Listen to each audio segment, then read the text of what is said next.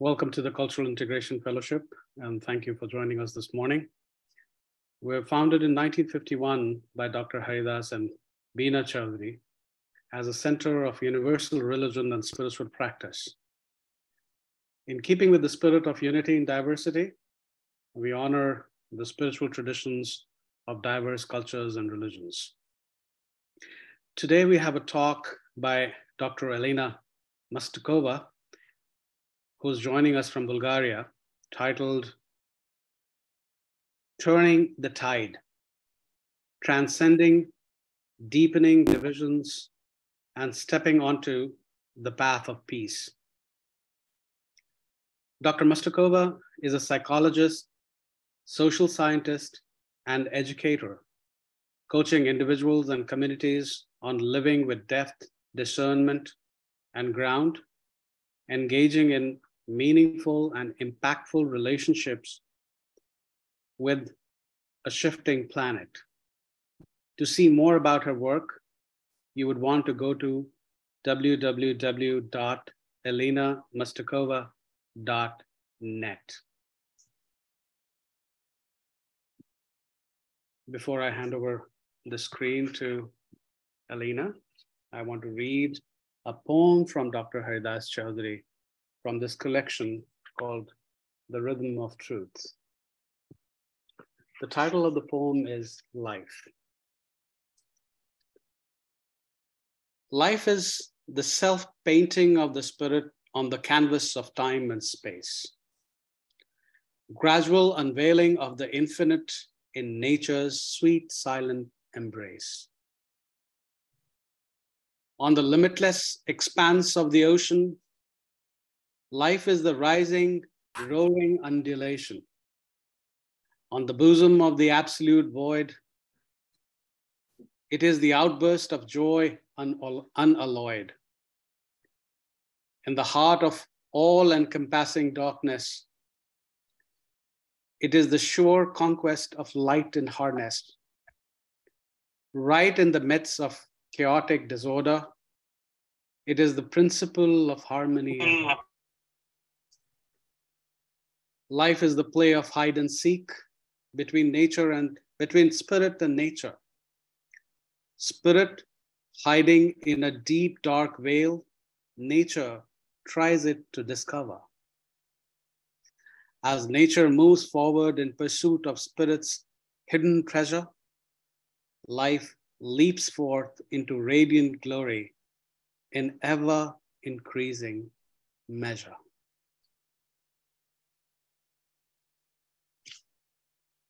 Let's take a couple of moments to meditate on those words.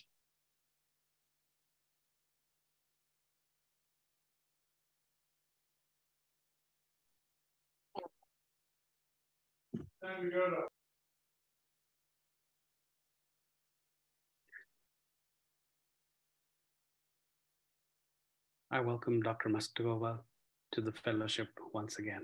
Over to you. Thank you so much, Kundan, and thank you so much to the Cultural Integration Fellowship. It is truly a joy for me and a privilege to be back here again amongst friends. And I want to remember the last two lines that you just read, Kundan. Life leaps up in joy and ever-increasing measure. Is that how it was? Yes, life leaps forth into radiant glory in ever-increasing measure. That is so powerful. Thank you so much for starting our talk today with these beautiful words. Life leaps forth in glory in ever-increasing measure. It strikes me how poignant these words are, particularly now, particularly today, as we find ourselves in such critical times on the planet. And so as we're celebrating this year's divine springtime, Nowruz, which is an ancient holiday across a very large part of the world, where people celebrate the coming of springtime and mark that as the beginning of the new year. In this time, I am trying to share my screen. So bear with me for a moment here. Here's my screen. In this time, as we are preparing to meet the divine springtime, to welcome a new year into the world, a new unfolding, a new promise, we also find ourselves in these very profound and critical times for the planet and for humanity. And so it's perplexing for many people. And at the same time, just as Kundan read to us, life springs forth in glory and in ever increasing measure. There's no mistake. It is happening again. But in this moment, for us to appreciate the glory and the ever increasing measure, it seems to me that we have to take time to truly and deeply understand what it is we're living right now and where this glory in ever increasing measure may be in this divine springtime. And so you can see that my topic today is turning the tide, transcending deepening divisions, and stepping onto a path of peace. And the vision that I have of this process reminds me very much of the Grand Canyon. There are so many layers, so many aspects of what we're living right now, so many splits, so much fragmentation. And at the same time, when you look at the Grand Canyon from above, it is one system. And this system is now in the midst of a very turbulent and painful restructuring. And so our ability to think about it in a spirit of glory in ever increasing measure is essential, because we don't want to lose spirit. We have to invest in spirit. And that's the beauty of this particular gathering. The mission of the Cultural Integration Fellowship is a unitive mission. And it is just such a joy to be part of this unitive mission. As of course, many of you know, it was inspired by the integral philosophy of Sri Aurobindo and Mother Mira. And their goal was to bring together the highest values of East and West in a creative synthesis. And how poignant of all times this is right now, to teach the complementarity of the world's great religions and to integrate the cultural and spiritual values of all people at a time of so much divide, of so much deepening antagonisms and uncertainty. So I'm very, very grateful to be a guest of the Cultural Integration Fellowship again, very grateful for the work that this fellowship does in the world, and particularly now. It's also very striking to me that the mission of the Cultural Fellowship is in fact a powerful continuation of the Baha'i vision, which is a vision of coming of age of humanity and the unification of the human family. And this vision originated in the mid-19th century in Iran in 1844, and was later on carried into the Western world by Abdu'l-Baha, who traveled across Europe, in fact, London, Paris, and then all over the United States in 1912, 1913. And mysteriously enough, and this may well be the glory, the rising glory of this age, that truth seekers, people who are seeking to guide humanity towards oneness, find each other. And in a similar way, Mother Mira met Abdu'l-Baha in Paris in 1912. And then she kept meeting him. Records say she met him at least 19 times in 1913. And she was so involved with the Baha'i community and its message of global unification that people even assumed that she might have been a Baha'i. And I guess she was a Baha'i in spirit, because her mission and the mission of this fellowship is unity, which is the message of the light. Before I go on with the Baha'i message of unity, which you see on the screen, I just want to say that Baha'is around the world are now in the last but one day. Tomorrow is the last day of the Baha'i fast. And at the end of tomorrow at sunset, we are going to welcome the Baha'i New Year. I'm afraid we have a little bit of an echo. Are you hearing me well? Okay, maybe we're good now. So the Baha'i New Year will begin tomorrow after sunrise. And this is the time that the whole Baha'i world will celebrate the new beginning, a new divine springtime. And we believe that the divine springtime that is being released, as the poem said, in increasing measure unto humanity is the springtime of unification, the coming of age of the human family on this small planet. This was the central message of Baha'u'llah, which you can see here was expressed in many of his writings, but you see here a quote from the Tabernacle of Unity, which was revealed in 1882 to people of Zoroastrian background. The tabernacle of unity hath been raised. Regard ye not one another as strangers. Ye are the fruits of one tree, and the leaves of one branch. Verily I say, whatsoever leadeth to the decline of ignorance and the increase of knowledge hath been and will ever remain approved in the sight of the Lord of creation. Say, O people, walk ye neath the shadow of justice and truthfulness, and seek ye shelter within the tabernacle of unity. Friends, just imagine, in a very backward country at the time, in Iran, in 1882, this message was released not just to Iranian followers, but to the whole of humanity, saying, regard ye not one another as strangers. You can just really hear the powerful voice of the unknowable, really calling on humanity, letting humanity know that a new age is dawning.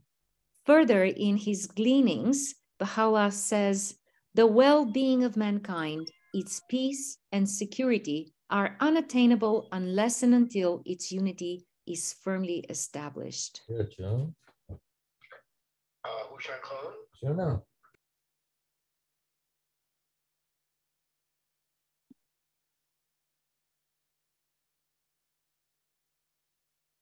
I will continue. We had a little bit of an interruption here. So friends, a little bit more on the Baha'i message of unity, which has been unfolding since the mid-19th century, spreading all over the globe, because it is the will of the spirit of this age that humanity will unify. And that's why we have the Cultural Integration Fellowship doing its work as well. That's why Mother Mira met Abdul Baha. That's why there've been a rising number of spiritual teachers across the planet calling humanity to unity, because the time has come. At the turn of the 20th century, Abdul Baha says, in cycles gone by, owing to the absence of means, the unity of all mankind could not have been achieved. Continents remained widely divided, even among the peoples of one and the same continent. Association, interchange of thought were well nigh impossible. In this day, in this time of divine springtime, however, means of communication have multiplied, and the 5 continents of the earth have virtually merged into one.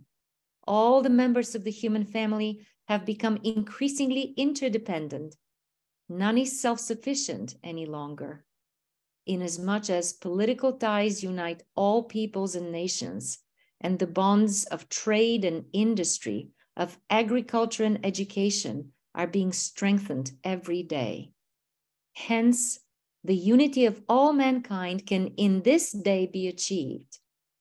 Verily, this is none other but one of the wonders of this wondrous age, this glorious century. Of this past ages have been deprived.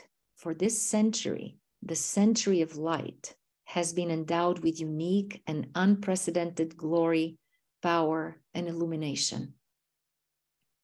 Now, friends, just to pause for a moment and take stock that these words were uttered just a few years before the First World War. Certainly, very few people on the planet at that point were thinking about interdependence yet. And certainly, it did not look like a century of light in many ways. And so this is a good example of how spirit rises in its glory and is released in ever increasing measure, as the poem started us off, because it really pointed the way through the message of Abdu'l-Baha. It was pointing the way to a still rather unsuspecting humanity of where we're moving to. And further, Abdu'l-Baha described this process through the 7 candles of unity. Behold how its light is now dawning upon the world's darkened horizon. The first candle is unity in the political realm, the early glimmerings of which can now be discerned. The second candle is unity of thought in world undertakings, the consummation of which will ere long be witnessed. The third candle is unity in freedom, which will surely come to pass. The fourth candle is unity in religion, which is the cornerstone of the foundation itself, and which, by the power of God, will be revealed in all its splendor. The fifth candle is the unity of nations, a unity which in this century will be securely established, causing all the peoples of the world to regard themselves as citizens of one common fatherland.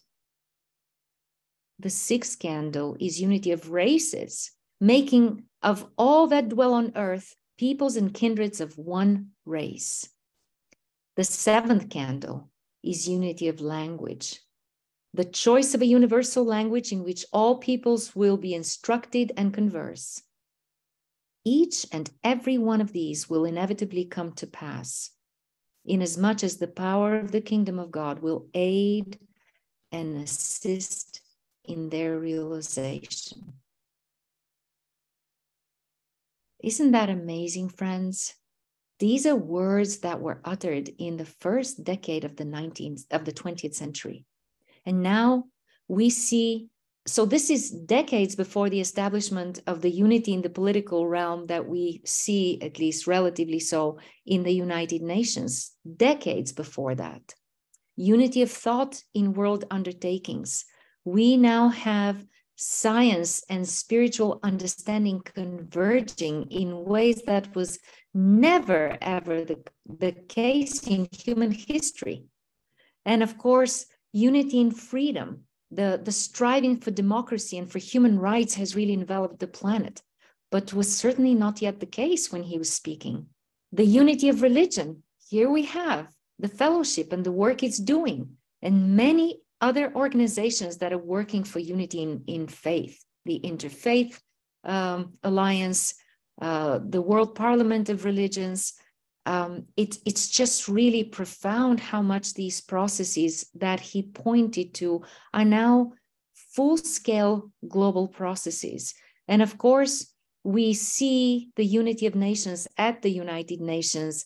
We also see the humanity of each country rising to uphold one human race, the elimination of racism, of racial prejudice and oppression, And we are increasingly sharing the language that we are speaking tonight, which allows people to understand each other a lot better. So what profound processes that really show the divine springtime. But we started with deepening divides. And so we have to be very realistic. We live at a very dynamic time. It's a time of parallel processes of both unification and deepening disunity. On the one hand, we now see, and that's what I hear from my Native American brothers and sisters, that we're now seeing the fulfillment of Native American prophecies of reunion of the eagle and the condor. The eagle signifies in Native American understanding the north and the life of mind, and the condor signifies the south and the life and wisdom of the heart. And just as we're speaking, Native Americans from all over the Americas are convening in the sacred land of Palenque, Mexico. This is sacred Mayan land. And they are preparing through a sequence of sacred ceremonies to establish the first indigenous council that will be ready to share its wisdom with humanity, with the United Nations at this critical moment in the world. In the mid-19th century, Baha'u'llah explained that we are going to see more and more unfolding these twin processes as humanity painfully and painstakingly moves towards what he described as the lesser peace. And in this process, he foresaw that humanity will emerge from local and national communities increasingly into a planetary civilization, which is inevitable in the social evolution in human history, from families and tribes to cities and nation states, and now a planetary civilization. He also warned very clearly that the social transformation would involve profound dissolution and discrediting of all familiar social structures. And we're living it now dramatically. We're seeing the deep loss of trust and faith in all familiar social structures. And what that will also propel, as he warned, would be a necessary expansion of long-held identities, which we now can see is very painful, very turbulent, very intimidating for many people. And hence the importance of this spiritual education work that this fellowship is doing to help people experience our oneness, recognize the spiritual ground that brings us together across our very different cultural and historical identities. So Baha'u'llah foresaw that this will result in unseen before global turmoil, which is what we're living.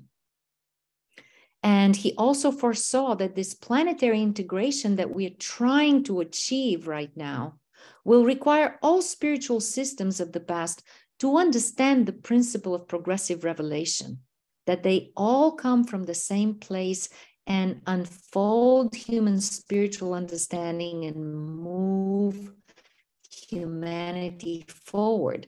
And therefore, there's every reason for spiritual systems to unite around interspiritual understanding and practices that support the development of unity consciousness, not just in individuals, but also in cultures. And again, this is the work for which we're gathered here today, for which I'm profoundly grateful. This is the work of the future. It is a reality, though, that we're seeing the deepening affliction of disunity. We have a war raging right now in Europe and threatening to really swallow a much greater part of the world. There are enormous geopolitical tensions, and humanity is really under threat, under atomic threat once again.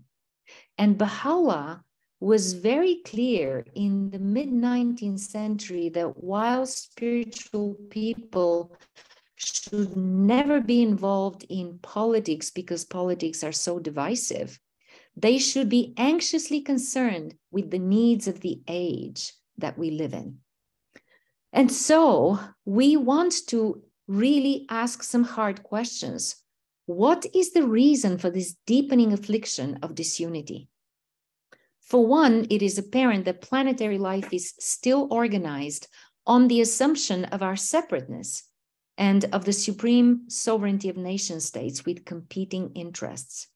Diplomacy is still understood as representing the competing interests of different nations, which is in striking contrast, not to say discord, with advanced science. Just last year, in 2022, 3 Nobel Prize physicists experimentally verified that our universe is a fundamentally unified and meaningfully informed entity of non-local energy. This radically new understanding of the unified nature of reality and of the evolving nature of our universe stands in contrast with our political and national fragmentation and this sense of competing interests. It also calls for an evolutionary shift to planetary restructuring, founded on unity of awareness, based on our existential unity in diversity. And thinking people around the world have recognized that.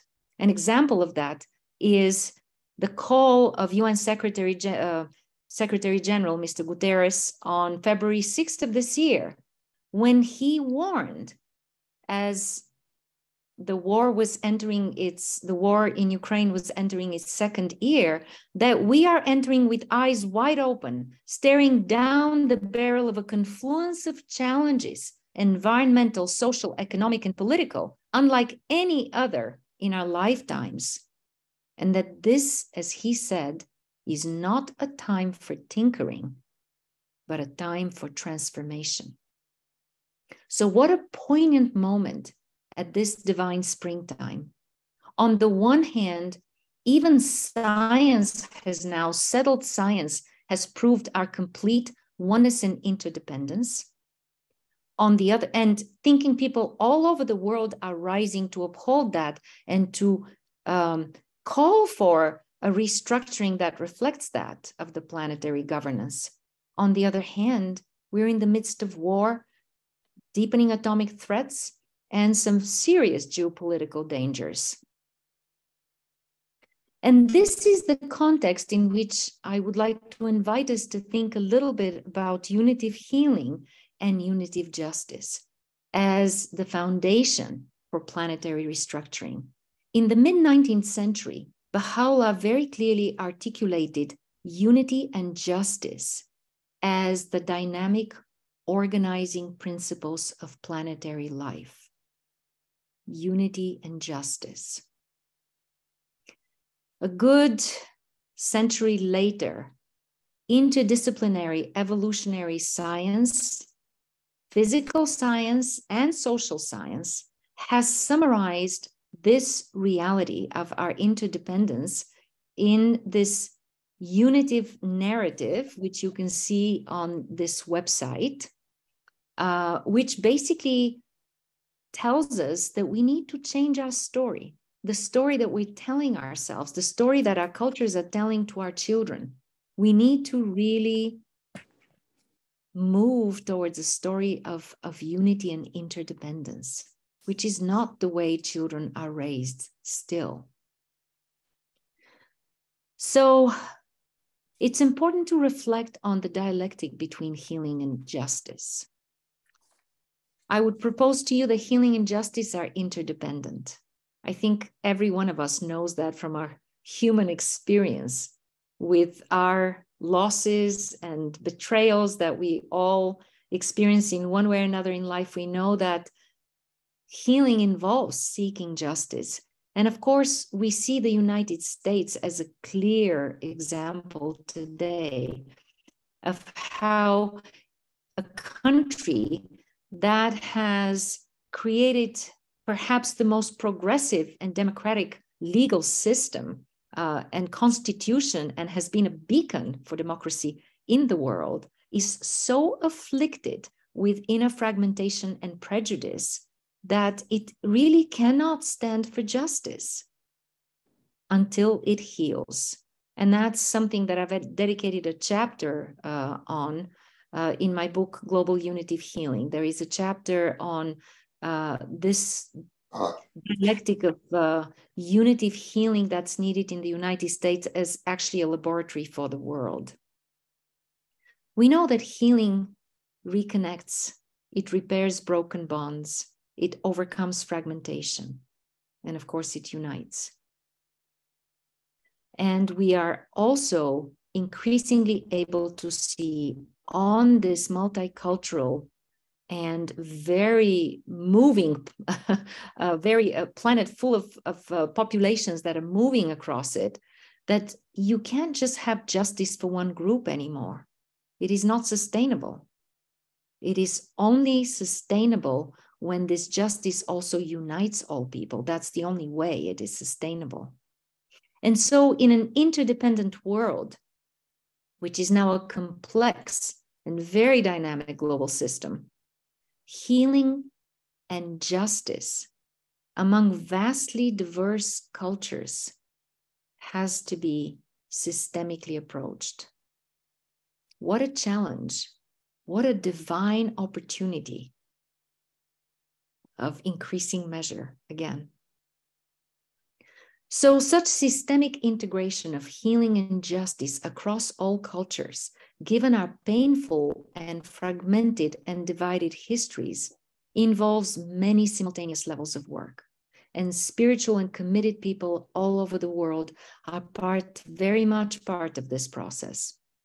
And again, I'm reminded here of the layers of the Grand Canyon. So many layers, so many different substructures and substructures that have to be healed and brought into the whole in a process that is just and balanced for the whole.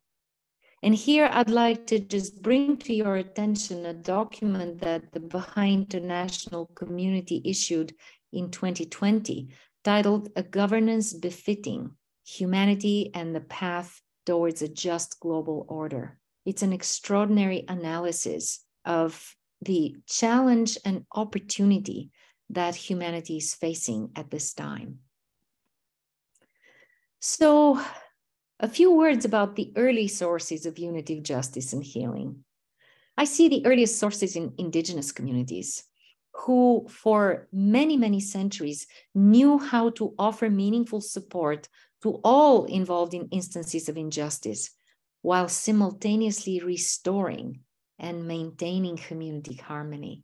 Now think about practicing justice this way, restoring harmony for everybody.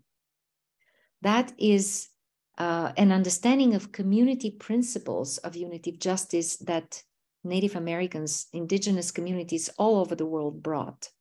And I'll quote here Chief Phil Lane Jr., who likes to describe the process in the following way. Starting from within, working in a circle, in a sacred manner, we develop and heal ourselves, our relationships, and our world. And yet, friends, we now witness the tragic fate of Native Americans and indigenous people of the Americas. From 100 million, they have been reduced to no more than 15 million. So, despite their profoundly spiritual communal practices, they were the subject of genocide. And since then, there have been so many more genocides on our small planet. And one seems to be going on right now, maybe more than one.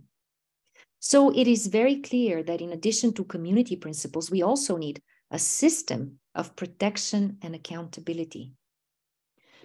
That system will ensure that the period of global transition towards a just planetary society can really be safe. It can happen. And that's where the both divine springtime opportunity and enormous challenge in front of us is now. to create this system of protection and accountability.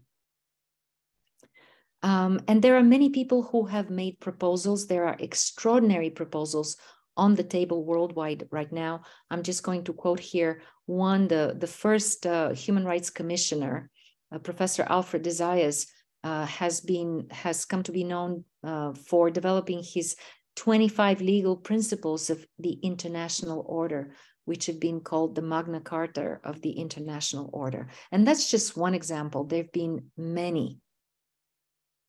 So perspectives on unitive justice, what are we really looking to bring forth in this divine springtime?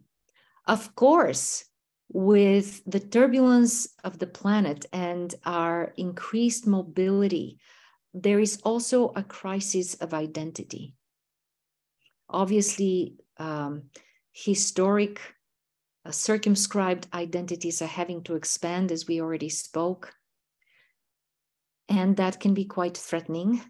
And what is happening is that this crisis of identity, which is overwhelming for many people, is getting exploited by masked economic interest groups to feed divisiveness and draw greater profit from the resulting social instability.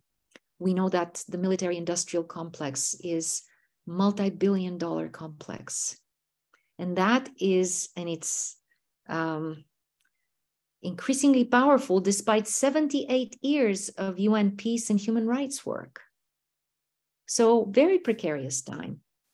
And in this time, our critical task is to help people understand that historic, ethnic, and cultural identities that seem to divide us were actually shaped and reshaped by encounters with other groups and cultures over periods of both peace and conflict. And in periods of conflict, when different groups encounter, they each understand and construct a little differently the universal human striving towards truth, justice, and goodness. And that's been the history of human civilization. Tribes and different populations have clashed in their aspiration, in their universal aspiration towards truth, justice, and goodness. And so to be able to take that kind of leap now and understand that our tragic historical legacies, which are true for pretty much every cultural group on this planet, are the result of this aspiration in the absence of understanding of interdependence, in the absence of global governance. This was the process of coming of age, of maturation, a painful process. And that we now can, in fact, transcend it. Just imagine if the people of Ukraine and Russia could think about their painful shared history in those terms. That really nobody is evil, but people have constructed truth and justice and goodness differently from very circumscribed worldviews and points of view. And now we have an opportunity to do it in a much more far-reaching way. And here I'd like to mention what I find to be a very, very inspiring on-the-grounds initiative. This is the Association for Unitive Justice. And I believe we have Sylvia Kloot, the founder of this association, today with us. I think I saw her on one of the screens. And they have been working for some decades now to develop a system that builds on our interconnectedness and our shared humanity to create individual and community well-being and safety, to avoid all punitive elements, because they recognize that beneath all the complexity of our conflicts, the real problem, the real issue is separation. Our perception of ourselves and each other as separate, of nations and human entities as separate. And therefore the solution, they say, is connection. And so Sylvia Kloot and her team have developed these profound 14 arcs of transition from punitive to unitive justice, which reflect, in my view, the psychological and spiritual education principles of unitive justice. So we have community principles that we spoke about from indigenous populations. We have systemic principles that have been really revealed since the mid-19th century by Baha'u'llah and have been growing in complexity and understanding, and also now psychological and spiritual education principles.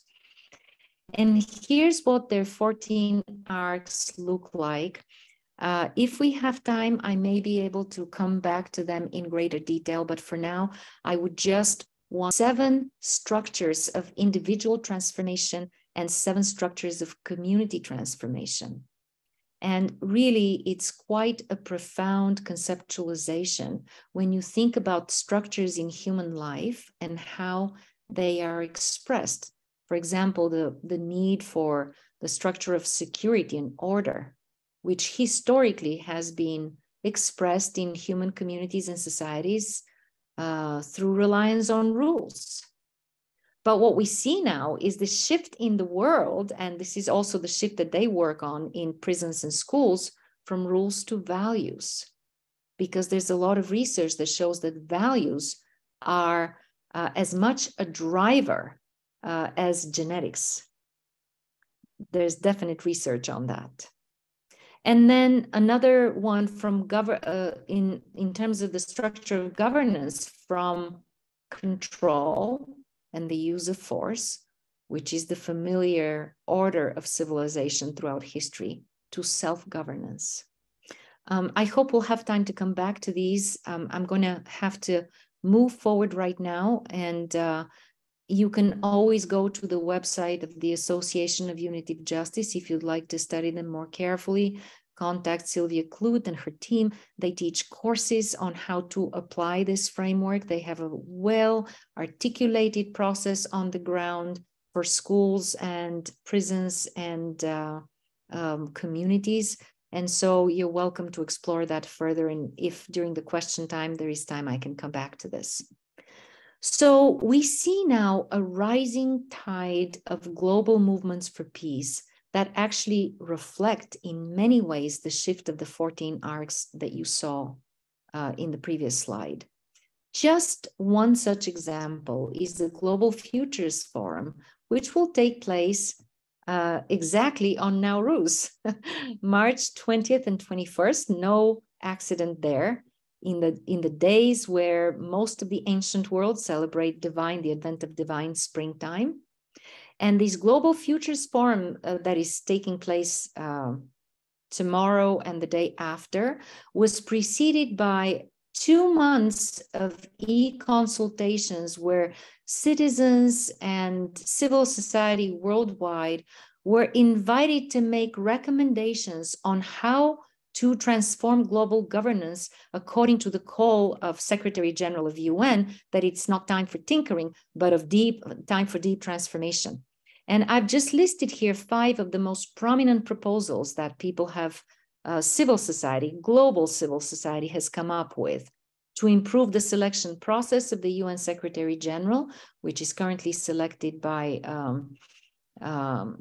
the Security Council, which makes the Secretary General not really independent, to create a United Nations Parliamentary Assembly, which will have citizens and citizen groups, civil society directly elected on it, not representing national or political interests, but really the voice of humanity. There's also the recommendation to establish an instrument for a World Citizens Initiative. How powerful a divine springtime. Friends, when have you seen human imagination expand so far in terms of what's possible in restructuring the planet? There is a very strong call to review the UN Charter, Article 109, which actually was supposed to be reviewed over 10 years ago, if I understand correctly. And it has been deferred and deferred because that is the path to reconsider the function of the Security Council. and to create a UN civil society envoy. And these are just 5 examples. There were more. And as I already mentioned, while the Global Future Forum is unfolding tomorrow and the day after, indigenous people are creating their own council ready to counsel humanity.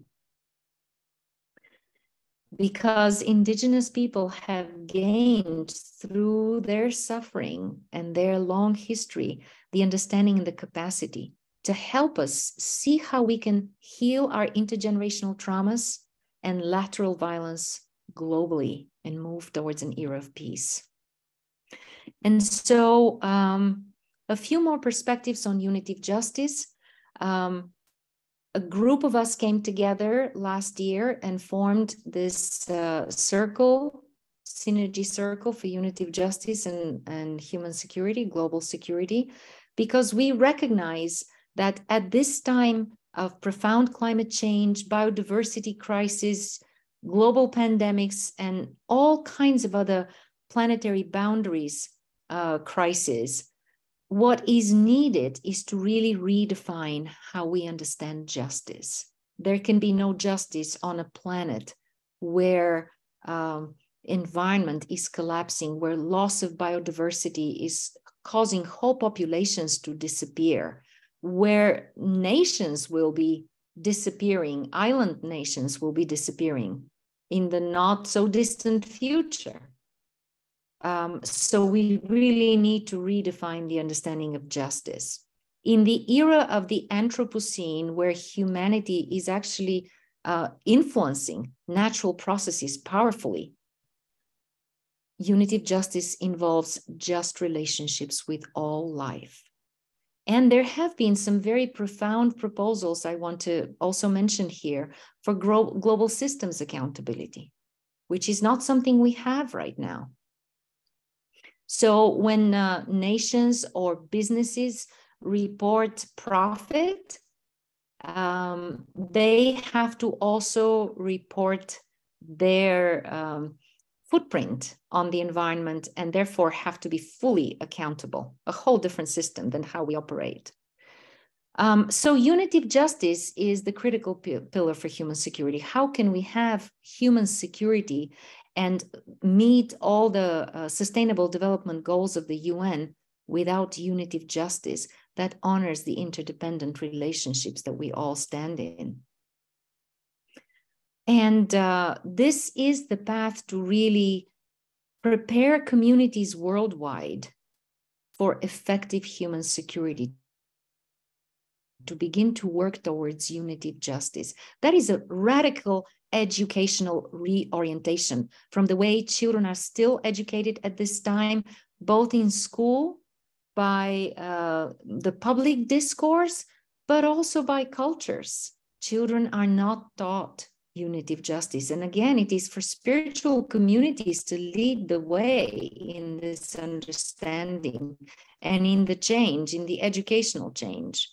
So we are facing the next great evolutionary leap towards interdependent planetary cooperation and building the ethical, cultural, governmental, and legal structures that protect global human security.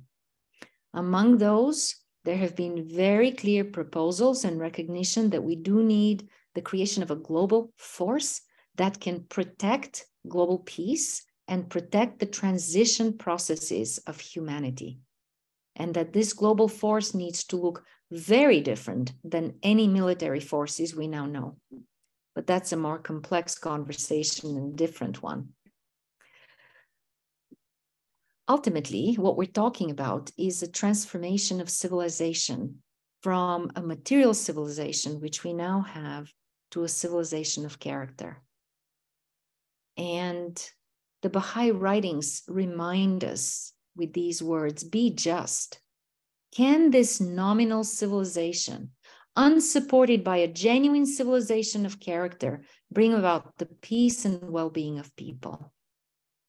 And here's the vital work of spiritual communities, because we understand the vital relationship between spirituality and society. As Abdul Baha pointed out in 1875 in The Secret of Divine Civilization, spirituality channels the divine force into social structures and processes, and it thus becomes socially generative. So democracy has a very central spiritual dimension, honoring the sanctity and dignity of life, of each life, of every life.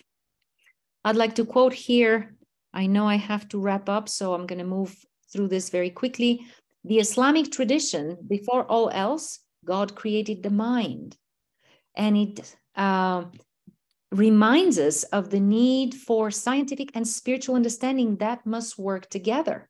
And that's a fundamental Baha'i spiritual principle, the convergence of science and scientific and spiritual understanding, of intellect and wisdom. And what do we have now? What has happened to the life of mind in public discourse and in media?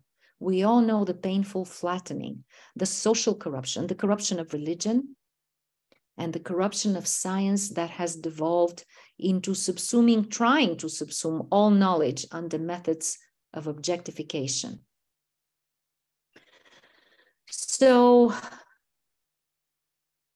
I may just go through this very quickly. We have different sources of knowledge and wisdom, sense perception, reason, traditions, and there's also prophetic knowledge. And we need to learn to integrate all four and draw on all four with wisdom and not preference one type at the expense or even against other types and sources of knowledge and wisdom.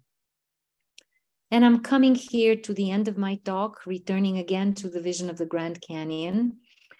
And this is a letter from the Supreme Baha'i Body, Universal House of Justice, is what we refer to it as. And in this letter, it says, in the current climate of social and moral decline, at a time when in the world at large, moral decay, hypocrisy, and compromise are endemic, and words unsupported by actions have lost their value, we have to become distinguished from moral excellence and by the quality of our individual lives and the nature of our community life, not only to bring peace, security, and true spiritual happiness to individual heart, but to transform society as well. Vast work of the Canyon underway among us. And I'll close with these words of Baha'u'llah. In every dispensation, the light of divine guidance has been focused upon one central theme. In this glorious revelation, this glorious century, the foundation of the faith of God and the distinguishing feature of his law is the consciousness of the oneness of mankind. Thank you.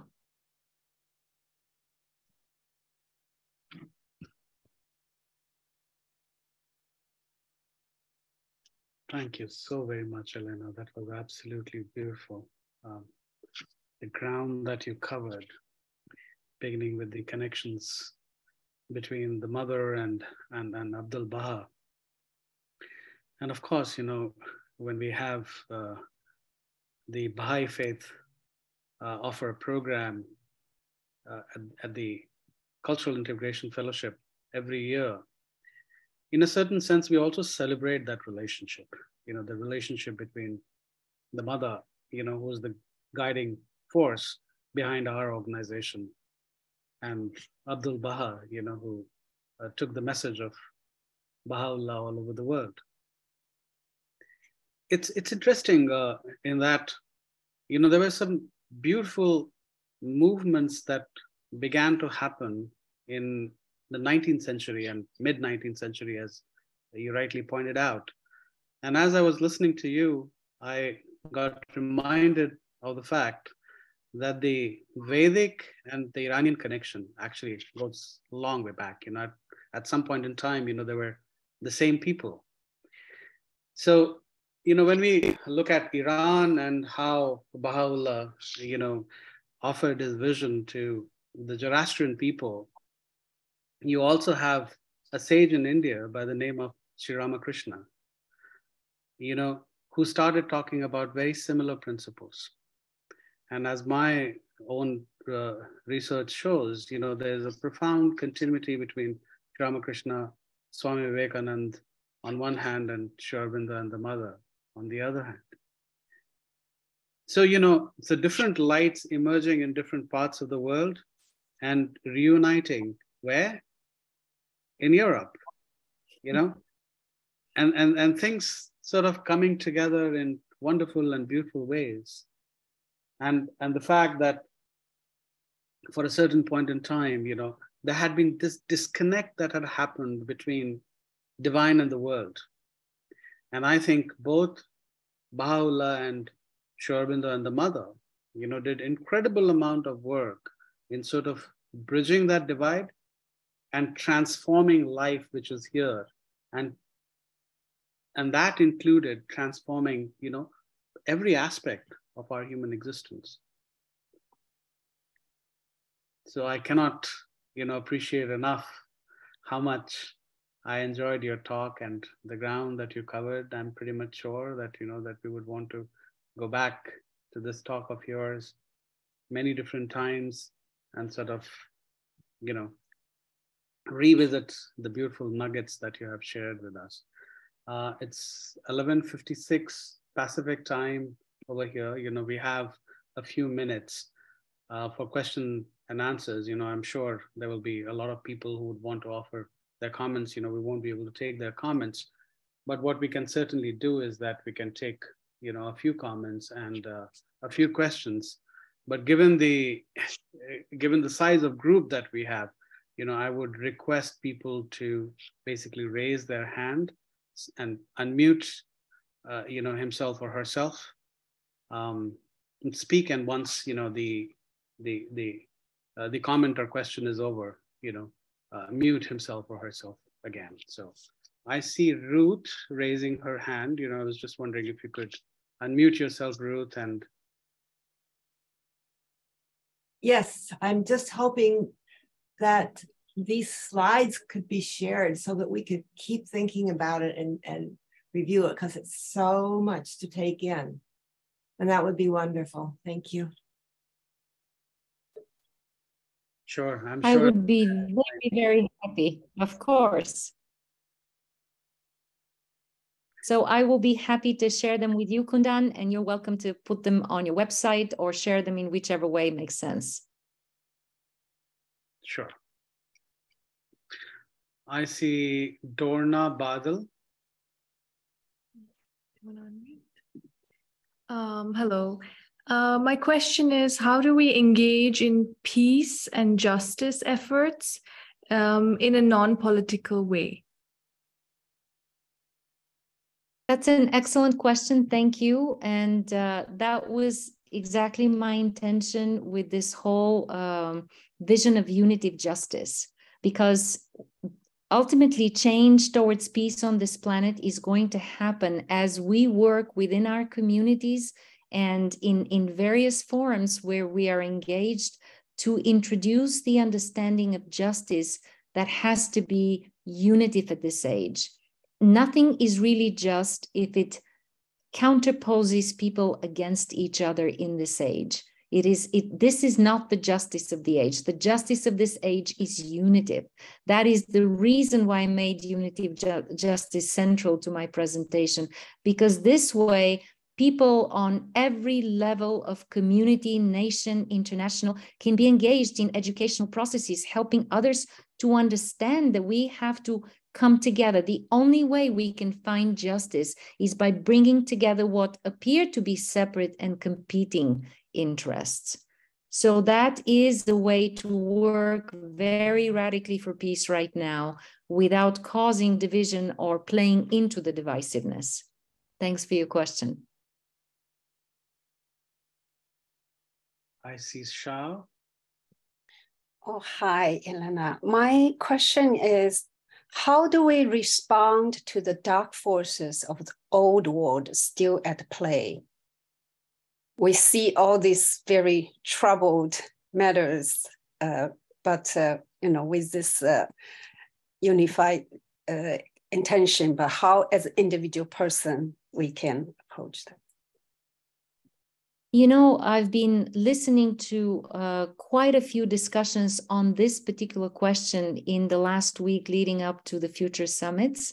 And people are raising this question again and again because, of course, it's so poignant. This is what we're all living. And what was suggested again and again is that we need to learn to speak to all groups and kinds of people and help a person move from an I to a we.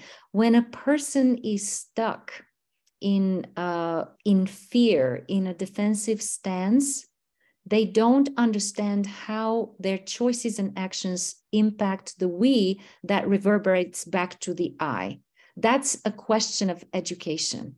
So it is depending on what axis, who and what we're working with, whether with individuals or with groups or with organizations. It is a very powerful work right now to think through how we can help people understand that the I actually impacts the we and the we impacts back to on the I, so that we can move to a whole, basically a unitive justice way of thinking about solving problems, which is not how our education is. And I think addressing the dark forces, at least from a Baha'i perspective, we don't understand darkness as a separate entity, but as the absence of light.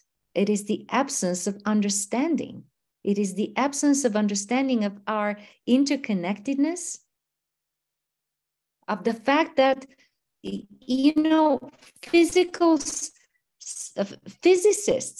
settled science has shown that we are all embedded together in a field of non-local energy. And so my actions and choices don't just pertain to me. They reverberate through that field and come back to me.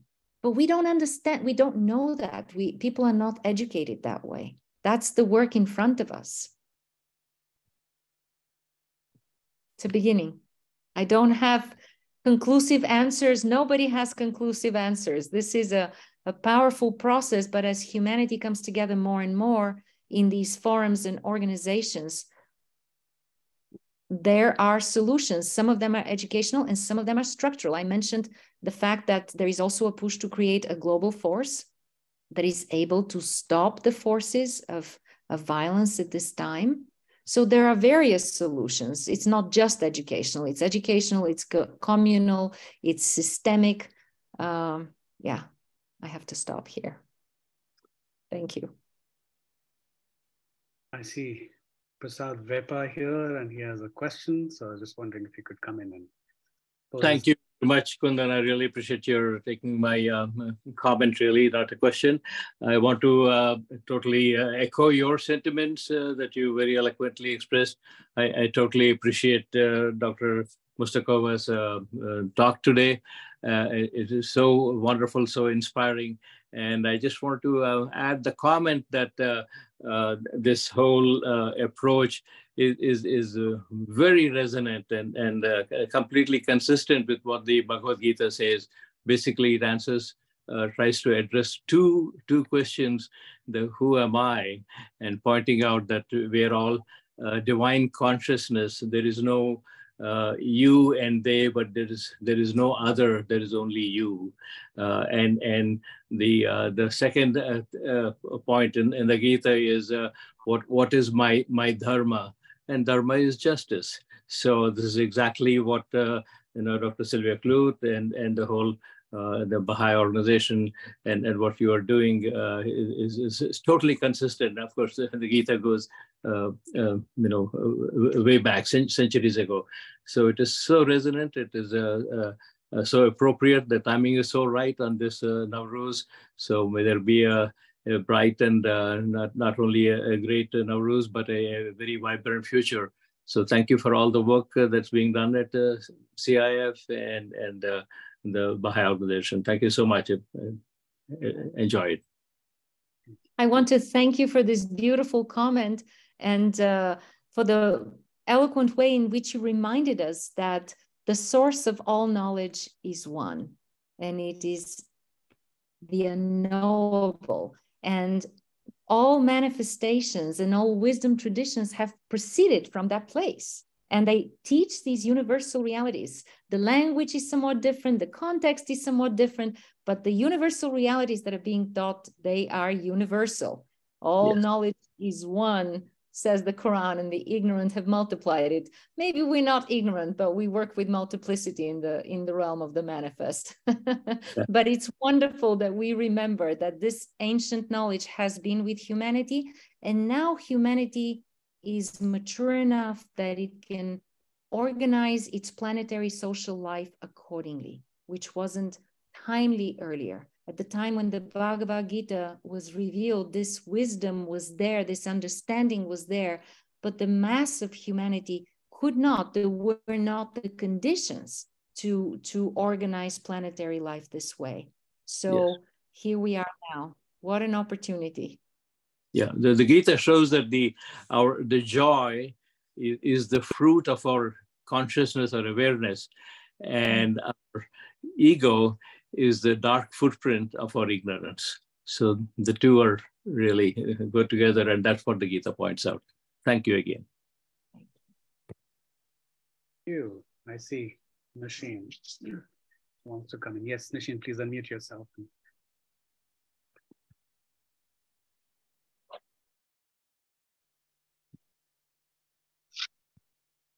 Nasheen, we are not able to hear you. Yeah. Can you hear me? Yes, now we can. Yes. Okay. So where in this big picture of the awakening and rising of human consciousness can an individual find their place? That's a good question. At every level. At every level. It certainly begins with what we were just reminded now that the Gita teaches as well. Spiritual transformation starts from within. Not seeing separateness and otherness within ourselves. That is the spiritual practice where everything begins. But it doesn't have to stop there. It goes outward towards our families, our communities, our organizations. I just went all the way to the Global Futures Forum. Citizens are able to participate. You can enroll tomorrow and you can put forth your proposals. This is the divine age that we live in. We can participate at every level. It is only a matter of initiative. Everything is possible. That's what this divine springtime is. So we have to think of opportunities right now as unlimited. But it certainly does begin with finding that oneness within ourselves and then radiating it outward. Beautiful words, Elena. And I think I would like to close today's program on those words, finding the oneness within. That's the key. And this is something, which has been emphasized over and over again in many different spiritual traditions, which is about finding unity and union with the divine and operating from there.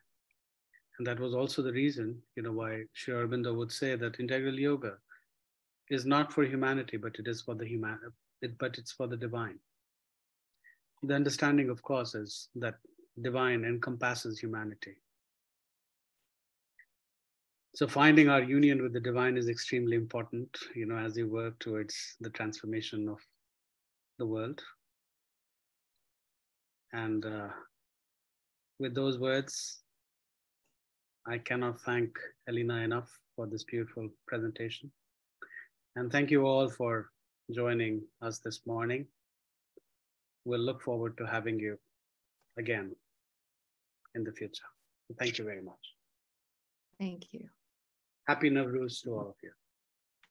Happy Nowruz. Thank you very, very much.